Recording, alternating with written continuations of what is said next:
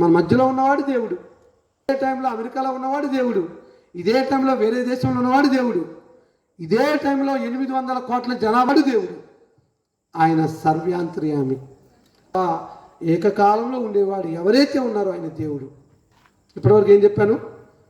దేవుని యొక్క నిత్యశక్తికి సంబంధించిన లక్షణాలు. ఎవరు సర్వశక్తిమంతుడో ఆయన దేవుడు, ఎవరు సర్వజ్ఞుడో ఆయన దేవుడు, ఎవరు సర్వాంతర్యామో ఆయన దేవుడు. 4వ లక్షణము, ఎవరు పరిశుద్ధుడో ఆయన దేవుడు. పరిశుద్ధుడై ఉండాలి. సర్వపాప పరిహారో రక్త ప్రోక్షణం ఆవశ్యకం, తద్రక్తం పరమాత్మేన పుణ్యదాన బలియాగం. ఒక పరమాత్ముడైనటువంటి దేవుడు ఏ పాపము చేయకుండా పరిశుద్ధంగా ఉన్నటువంటి వాని యొక్క రక్తమే మానవుల యొక్క విమోచనకు సరిపోయిందన్నాడు సామవేదంలో. చూసారా? ఆ పరిశుద్ధుడైన దేవుని కనుక్కోవాలి. పరిశుద్ధుడు అంటే ప్రియులరా, ఏ పాపం లేదు గురించి నేను చెప్పట్లేదు. మీరు సేవించే దేవుడు పరిశుద్ధుడు అంతే, ఖచ్చితంగా. అది మీ విచక్షణ. ఏంటంటే నిత్యుడు. నిత్యుడు అంటే ఎల్లప్పుడూ ఉండేవాడు. ఇప్పుడు నేనున్నాను, నాకు ఒక లిమిట్ ఉంది. 1973 జూలై 21వ తారీఖు శనివారము సాయంకాలము 5 గంటలకు నేను పుట్టాను. ఎంతకాలం బ్రతుకుతాననేది ఆల్రెడీ దేవుడు గ్రంథంలో రాసేసాడు. కీర్తన గ్రంథం 90వ అధ్యాయం 10వ వచనం చదువుతున్నప్పుడు, మానవుని యొక్క ఆయుష్ 70 సంవత్సరములు, అధిక బలం ఉన్నలా 80 సంవత్సరములు, అయినను వారి వైభవము ఆయాసము దుఃఖమే. ఇప్పుడు 52 సంవత్సరాలు వచ్చినాయి. బ్రతికితే మా అంటే ఇంకో 18 సంవత్సరాలు, లేదంటే ముందే పోవచ్చు. అయినా కానీ నా ఆశ ఏంటి? మానవుల రక్షణ పొందాలంటే ఆ దేవుని మీకు పరిచయం చేయాలి. కాబట్టి ఆయన ఎవరై ఉంటే దేవుడై ఉంటాడు? నిత్యుడై ఉంటే ఆయనకి ఆది అంతములు ఉండకూడదు. నిత్యుడు అనే మాటకు ఎల్లప్పుడూ ఉండేవాడు. ఒక కాలం ఉండి ఆ కాలం తర్వాత వెళ్ళిపోయేవాడిని నిత్యుడు అనరు. మనం అసలుగే నిత్యులం కాదు. నిత్యులం కాదండి, నిత్యులము కాదు. ఎందుకంటే మనకు టైం ఉంది. ఒకప్పుడు 969 సంవత్సరాలు బ్రతికాడు ఒక ఆయన, మెతూషెలే అనేటువంటి ఆయన, బైబిల్లో అత్యధిక కాలం బతికినటువంటి వాడు. ఇప్పుడు మనిషి యొక్క ఆయుష్ 70-80 సంవత్సరాలు పడిపోయింది. నోవా కాలం చూస్తే 120 సంవత్సరాలు పడిపోయింది. ఎందుకంటే మనిషి యొక్క అవిధేయత. కాబట్టి ఎవరు నిత్యుడో ఆయన దేవుడు. 5 రకాల విషయాలు చెప్తా. ఎవరు సర్వశక్తిమంతుడో ఆయన దేవుడు, ఎవరు సర్వజ్ఞుడో ఆయన దేవుడు, ఎవరు సర్వాంతర్యామో ఆయన దేవుడు, ఎవరు పరిశుద్ధుడో ఆయన దేవుడు, ఎవరు నిత్యుడో ఆయన దేవుడు, ఎవరు ప్రేమమయుడో ఆయన దేవుడు, ఎవరు కరుణామయుడో ఆయన దేవుడు. అంటే మీకు అర్థమైందో లేదో, పాపం చేసేవాడిని కూడా ప్రేమించేవాడి దేవుడు. నేను చదువుకున్నటువంటి వేదాలు దుష్ట శిక్షణ శిష్ట రక్షణ అని చెప్పారు. కానీ గ్రంథం ఏం చెప్తుందంటే, దుష్టుణ్ణి కూడా ప్రేమించి అతని కొరకు తన ప్రాణాన్ని ఇచ్చాడు ఒక ఆయన. అవన్నీ కూడా రేపు దినాల్లో మేము వివరిస్తాము. ఈ రాత్రికాల సమయంలో ప్రియులరా, మనం ఏం గమనిస్తూ ఉన్నామంటే, ఆ సత్యదేవుడు ఎవరు? ఆయన గైకుంటే మనకి ఏమొస్తుంది? యోహాను సువార్త 17వ అధ్యాయము 5వ వచనంలో ఇలాగ చెప్తున్నాడు యోహాను గారు. నీవు పరలోకం వెళ్ళాలంటే, నీవు నిత్య జీవాన్ని పొందాలంటే, నీవు దేవుడు ఉండేటువంటి ప్రాంతంలో నివసిస్తూ నిత్యానందం పొందాలంటే ఏం చేయాలో చెప్తున్నాడు. యోహాను సువార్త 17వ అధ్యాయము 3వ వచనమా 5వ వచనమా? అద్వితీయ సత్యదేవుడు నిన్నును నీవు పంపిన యేసుక్రీస్తు వారిను ఎరుగుటయే నిత్య జీవము. అర్థమవుతుందమ్మా? అద్వితీయ సత్యదేవుడు నిన్నును నీవు పంపిన యేసుక్రీస్తును ఎరుగుటయే. అద్వితీయ సత్యదేవుడు ఎవరు? చాలామంది తెలియదు. వసింపరాని తేజస్సులో ఆయన మాత్రమే అమరత్వం కలిగి జీవిస్తూ ఉన్నాడు. ఈ భూమి మీద ఉన్నటువంటి ఏ మనుష్యుడు కూడా ఎన్నడూ కూడా ఆయన చూడలేదు, ఆయన స్వరం కూడా వినలేదు. ఆయన ఎవరు అంటే ఈ గ్రంథం చెప్తా ఉంది, ఆయన తండ్రి అయిన దేవుడు. తిమోతికి రాస్తూ 6వ అధ్యాయం 16వ వచనం అంటాడు, సమీపింపరాని తేజస్సులో ఆయనే అమరత్వం కలిగి జీవిస్తున్నాడు. ఆయన ఎవరంటే మోషే ద్వారా ఇజ్రాయెల్ ప్రజలకి తెలియచేయాలని కోరాడు. నువ్వెవరు, నిన్ను గురించి అలా పరిచయం చేయాలంటే నిర్గమకాండం 3:15 చెప్తున్నాడు. మోషే, పంచకన్నాలు రాసినటువంటి మోషే ఇజ్రాయెల్ ప్రజలకు తెలియజేస్తున్నాడు. నువ్వెవరని చెప్పాలంటే అక్కడ అంటాడు కదా 3:15, నేను ఉన్నవాడను, అనువాడను, ఉండునను వాడనై ఉన్నానని చెప్పు అని అంటాడు. I am that I am, I am that I am, అయా నేనే దేవుని అంటాడు. ఆ తర్వాత కొంతకాలానికి నువ్వెవరు అంటే నేను యెహోవాను, సైన్యములకు అధిపతికి యెహోవాని పరిచయం చేసుకున్నాడు. ఇక్కడ యోహాను గారు ఏమంటున్నాడు? అద్వితీయ సత్య దేవుడు ఎవరైనా సర్వశక్తి గల దేవుడు యెహోవా, ఆయన పంపిన యేసును ఎరగటం అంటే నిత్య జీవం పొందు. ఎరగటం అంటే ఏంటి? మీకు యేసు తెలుసా? భలే ఉన్నారండి. మా ఇంటి పక్కన యేసేగా, మా ఇంటి పక్కన ఒకడు ఉన్నాడు యేసు అనేవాడు. ఆయననా? ఆయన కాదు. యేసు అంటే రక్షకుడు, క్రీస్తు అంటే అభిషక్తుడు. నిన్ను తన రక్తం చేత అభిషేకించి పాపం నుంచి విడిపించడానికి వచ్చిన వాడు క్రీస్తు అని చెప్పబడతా ఉంది. చాలామంది దేవుళ్ళ పేరు పెట్టుకుంటారు, వాళ్ళ గురించి కాదు. అసలైన దేవుడు ఎవరు, ఆయన యొక్క గుణ లక్షణాలు ఏంటి, ఆయన దేవునిగా మనం ఎందుకు తెలుసుకోవాలి, ఆ దేవుడు పరిశుద్ధుడిగా ఉన్నాడా, ఆ దేవుని ఒకవేళ పూజిస్తే, ఆరాధిస్తే, కొలిస్తే మనం నిత్య జీవాన్ని పొందుతామా లేదా అనేదాన్ని మనం ఆలోచన చేయాలి. నా ప్రియ దేవుని పిల్లారా, మనుషులైన మనము ఆ దేవుని తెలుసుకుంటే మనకేమొస్తుందంట?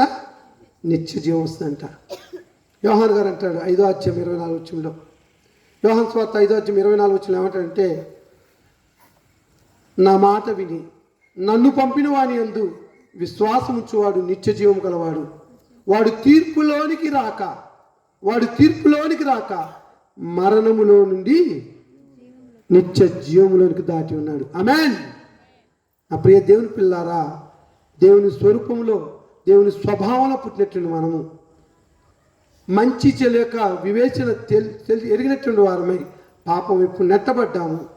ఆ పాపం ఏంటంటే బైబిల్లో గలతీయుల పత్రిక 5:19 17 చెడ్డ లక్షణాలు చెప్తాడు. అసూయ, ద్వేషము, కలహము, విమతములు, మత్తతులు, జారత్వము, వ్యభిచారము, దొంగతనములు, అల్లరితో కూడిన చాలా ఉన్నాయి లిస్టు, నేను చెప్పడానికి కాదు. కానీ ఇవన్నీ ఎవరివి? ఇవన్నీ ఎవరి అండి? అపవాదివి. అపవాది రాజ్యంలో ఉంటాయి. ఇవన్నీ ఎవరైతే చేస్తున్నారు? వాళ్ళు ఎవరు? దేవుని సంబంధాలు కాదు, సాతాను సంబంధులు. సాతాను సంబంధాలుగా ఉంటే పుట్టింటికి వెళ్తావా? పుట్టిల్లంటే పరలోకం అండి, వెళ్తావా? వెళ్ళము. అపవాది రాజ్యానికి వెళ్తావా? వాడి రాజ్యం ఎక్కడుంది? పేతురు రాసిన 2వ పత్రిక 2:4 అక్కడ పాతాళ లోకంలో పాపం చేసిన దేవదూతల్ని తీర్పు కొరకు కావలి ఉంచాడంట. యూదా పత్రిక 6వ తన ప్రధానత్వం నిలుపుకోకుండా పాపం చేసినటువంటి దేవదూతలను తీసుకెళ్ళి కటిక చీకటి బిలంలో త్రోసి తీర్పు కొరకు కావలి ఉంచాడంట. అంటే ఎవరైతే ఈ చెడ్డ లక్షణాలు ఉంటాయి, మీకు ఇంకా తెలియాలంటే రోమిలాగిన పత్రిక 1:28 మరికొన్ని చెడ్డ లక్షణాలు ఉన్నాయి. చదవండి మీరు ఇంటికి వెళ్ళిన తర్వాత. అవి మనలో ఉంటే ఖచ్చితంగా మనము నరక పాత్రులమే. నరకం ఎలా ఉంటుందంటే ప్రియులారా, దేవుని చిత్తమైతే వచ్చే రోజు చెప్పడానికి ప్రయత్నం చేస్తాను. ఇప్పటివరకు మనం ఏం నేర్చుకున్నామంటే మానవుడు ఎలా ఉంటాడు, ఎక్కడి నుంచి వచ్చాడు. తమ్ముడు ఆ వినోద్ చెప్పడానికి బట్టి మానవుడు అనేవాడు శరీరము ఆత్మ యొక్క భాగాలు. శరీరం మట్టి నుంచి వచ్చింది, ఆత్మ దేవుని నుంచి వచ్చింది. దేవుని నియమం ఏంటంటే మన్నైనది వెనకటి వెళ్ళే మట్టికి వెళ్ళాలి. ఎంత నువ్వు బాగా బతికినా, ఎన్ని వేల కోట్లు సంపాదించినా వెళ్ళేటప్పుడు ఏం చేసావు ఆ సత్యం ఎరగాలి. నీ వెంట ఏది రాదు, నీకున్న పదవి రాదు, నీకున్న అధికారం రాదు, నీకున్నటువంటి ప్రతిష్ట రాదు, నీకున్నటువంటి గొప్పతనం రాదు. వెళ్ళేటప్పుడు అలెగ్జాండర్ లాంటివాడే భూలోకం మొత్తం కూడా జయించి వెళ్ళేటప్పుడు చచ్చేటప్పుడు చేతులు పైకెత్తి వెళ్ళాడు. మీకు తెలుసు కదా, 4 వైద్యుల చేత మోపించుకున్నాడు. ధనుర్వాత రోగం చేత బాధపడ్డాడు. మంచి యవన ప్రాయంలో కత్తిగాటు చేత ధనుర్వాతం వచ్చింది. ప్రపంచంలో ఉన్నటువంటి వైద్యులందరూ పిలిపించాడు, నా జబ్బును బాగు చేయండి, మీకు ఎంత కావాలంటే బంగారము, వెండి, వైడూర్యాలు అన్ని ఇస్తా అన్నాడు. ఆ రోజుల్లో మంచి మంచి వైద్యులు వచ్చారు, వైద్యం చేశారు, కానీ బతికించగలిగారా? పోనీ ఆయన సంపాదించిన డబ్బు బతికించిందా? ఏది బతికించలేదు. చివరికి ఆయన చెప్పాడు, నాకు 3 కోరికలు ఉన్నాయన్నారు. ఏంటి ఆ కోరికలు అంటే, నేను చనిపోయిన తర్వాత నా చేతుల్ని పైకెత్తి సమాధి చేయండి ఒకటి. రెండోది, నేను విస్తారమైన ధనం సంపాదించాను కాబట్టి నా శవపేటకు మోసుకుని వెళ్ళేటప్పుడు రోడ్డు మీద మనోళ్ళు చదువుతారు 5 పైసలు 10 పైసలు కాదు, దమ్ముంటే 500 నోట్లు, అదేగా పెద్దది. 5 చల్లుకుని పోవాలా, చల్లుతారా? అమ్మో 5 జోబులు పెట్టుకుంటారు, కానీ పావల రూపాయి 5 రూపాయలు ఈ చల్లుతారు. సరే, అది పక్కన పెడదాం. అలెగ్జాండర్ వజ్ర వైద్యులు చల్లుకుంటూ వెళ్ళారు. ఆయన పదవి, ఆయన ధనము, ఆయన వయసు, లేకపోతే ప్రతిష్ట, ఇవేవి కూడా తనతో రాలేదు. అలెగ్జాండర్ గురించి విన్నప్పుడు నువ్వేమైనా తీసుకుపోతావా? ఏమి తీసుకపోం, కానీ కనీసం అన్నపానాలు కలిగి ఉంటే చాలు. దేవా, ఈ పూట తినటానికి తిండి ఇచ్చావు, మంచి ఆరోగ్యాన్ని ఇచ్చావు, మంచి నిద్రని ఇచ్చావు, నీకు స్తోత్రాలయ్యా అని దేవుని స్తుతించాలి. కానీ మానవుని యొక్క ఆలోచన ఏంటంటే, ఎంత సంపాదించినా ఇంకా సంపాదించాలి, ఇంకా. ఇప్పుడు మన ముందున్నటువంటి పెద్ద పెద్ద నాయకులు ఉన్నారు, నీ పేర్లు చెప్పలే, కానీ కొన్ని వేల కోట్ల రూపాయలు తీసుకెళ్ళి స్విస్ బ్యాంకులో దాచిపెట్టారు. తెసవేరా? మనవలు సంపాదించారు. తెసవేరా? వాస్తవంగా కష్టపడేవాడు తినండి, మీరు నమ్ముతారో లేదో. కష్టపడినాడు మాత్రం మంచిగా కూలి పని పోయి 1000 రూపాయలు సంపాదించినాడు, ఏకదిన సొంతాను అంతే. చక్కగా భార్య పిల్లలు కావాల్సినవి మంచి భోజనం పెట్టుకుంటాడు, హాయిగా తింటాడు, ఆనందిస్తాడు. అందుకనే దేవుడు అంటే, ప్రభువునందు ఆనందించండి, ఏమి తిందుమో, ఏమి తాగుదుమో, ఏమి ధరించుకుందామని మీ దేహమును గుర్చి కానీ వస్త్రమును గుర్చి చింతించుకుడి. అవి మీకు ఇవ్వాలని ఎవరికి తెలుసు? పరలోకపు తండ్రికి తెలుసు. కాబట్టి ఈ లోకంలో ఉన్న వాటిని కోసం కాదు, కానీ ఆ దేవుడు ఎవరు, ఆయన ఎలా ఉంటాడు, ఆయన దగ్గరికి ఎలా చేరుకోవాలి, ఎలా జీవిస్తే ఆయన సన్నిధికి వెళ్ళగలమనే విషయాల్ని మీరు ఆలోచన చేసి ఆ దేవుని కనుగొనాలని, ఆయనకున్నటువంటి గుణలక్షణాలను పరిశోధించేసి ఆ దేవుడు ఫలానాన్ని నిర్ధారించాలని మిమ్మల్ని అందరినీ కూడా ఈ రాత్రికాల సమయంలో పురికొల్పుతూ, హెచ్చరిస్తూ, నన్ను హెచ్చరించుకుంటూ ఈ మాటలు ముగిస్తూ ఉన్నాను. మీ అందరికీ నా వందనాలు. ప్రియులారా, ఇప్పటివరకు మనము మానవుని గుర్చిన సత్యంలో మానవుడు ఎవరని చూసాము.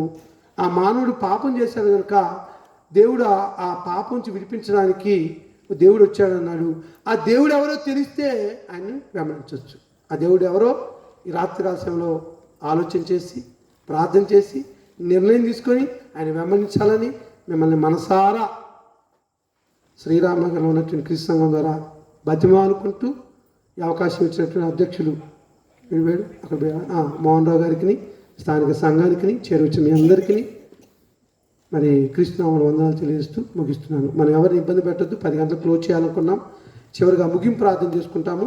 ముగింపు ప్రార్థన చేసుకొని మరి స్థానిక సంఘం సిద్ధపరిచినటువంటి ఆహార పదార్థాలు ఉన్నాయి, భోజనం చేసి మరలా మీరు మీ ఇంటికి వెళ్ళాలని కోరుతున్నాము. ఇది మొదటి రోజు, దేవుని చిత్తం అయితే 2వ రోజు 3వ రోజు కూడా దేవుడు అద్భుతంగా మనం వాడుకోబోతున్నారు. మన మధ్యలోనికి మంచి వాక్య జ్ఞానం తెలిసినటువంటి దైవజనులు గడ్డం శ్యాంప్రసాద్ గారు నందిగా నుంచి, అలానే కుక్కల కోటేశ్వరరావు గారు హైదరాబాద్ నుంచి రాబోతూ ఉన్నారు. మిగతా 2 రోజులు కూడా దేవునికి మహిమకరంగా జరుగులాగున మీరు మీ అనుదిన ప్రార్థనలో జ్ఞాపకం చేసుకోనండి. మీ కొరకు మేము ప్రార్థన చేస్తాము, మా కొరకు మీరు ప్రార్థన చేయండి. ఆ ప్రార్థన అవసరతను మిమ్మల్ని కోరుతున్నాను. రండి, తల వచ్చినట్లయితే మన మధ్యలో ఉన్నటువంటి అధ్యక్షులు వారు ప్రార్థన చేస్తారు. చివరిగా నేను ప్రార్థన చేసి ముగిస్తాను. అందరూ తల ఉంచండి. మీరు ఉన్నాను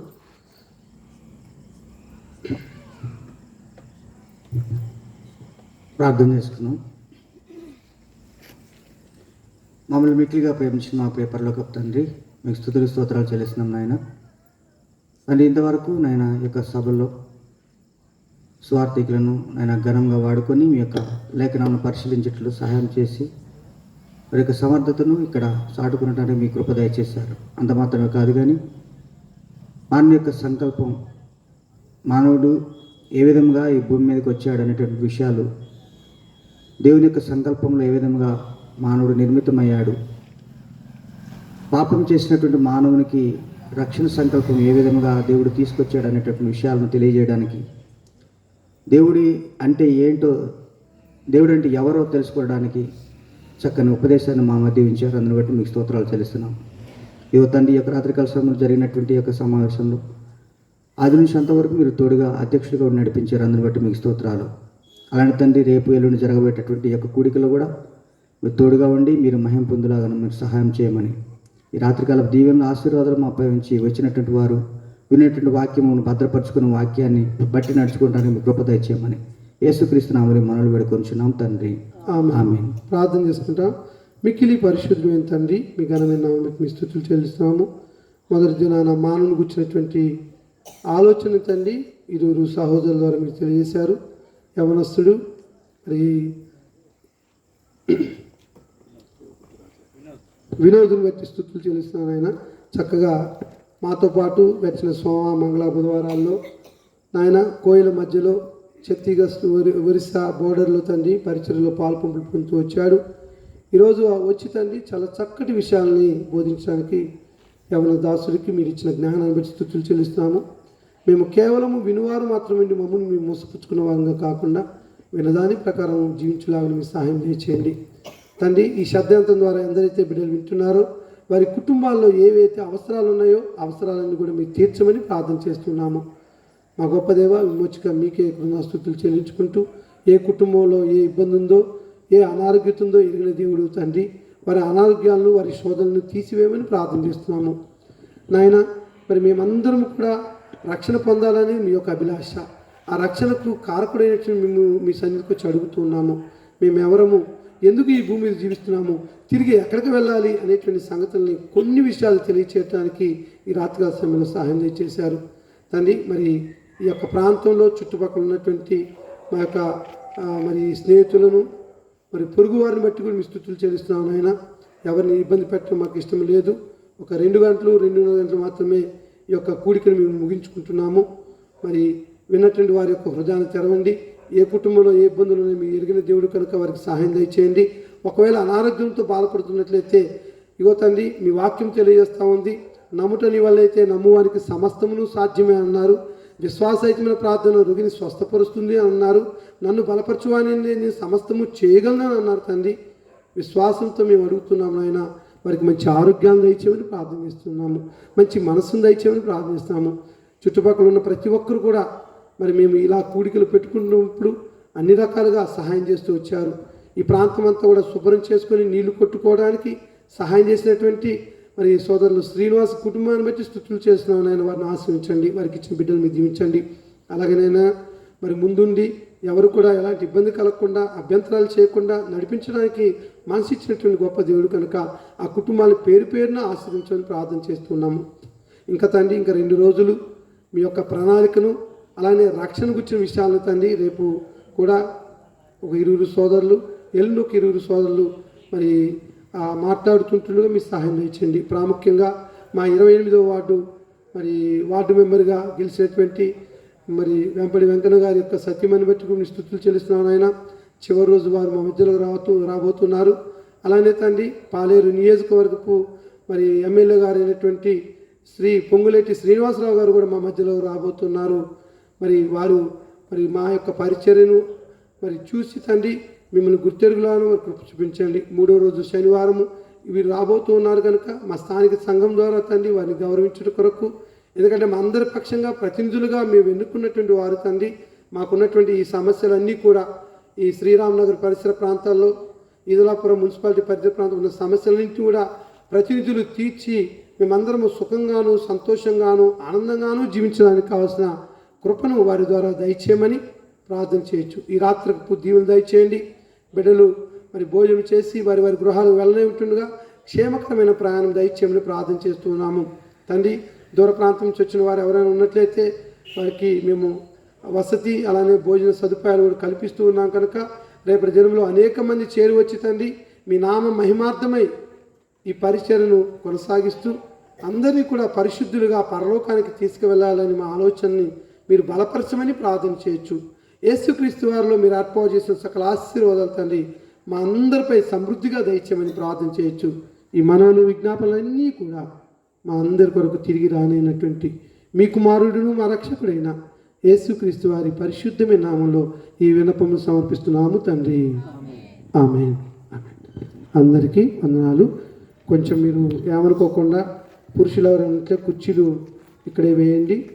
ముందుగా స్త్రీలు వెళ్ళి కొంచెం వీలైతే మన ఇల్లు ఉంది, అక్కడ టాయిలెట్స్ 5 రకాలుగా ఉన్నాయి, టాయిలెట్స్ యూజ్ చేసుకోండి. వచ్చినట్లయితే మీ భోజనాలు మా యవనస్తులు సిద్ధపరుస్తారు. మీ అందరికీ ఈ రాత్రికాలపు దీవెనలు.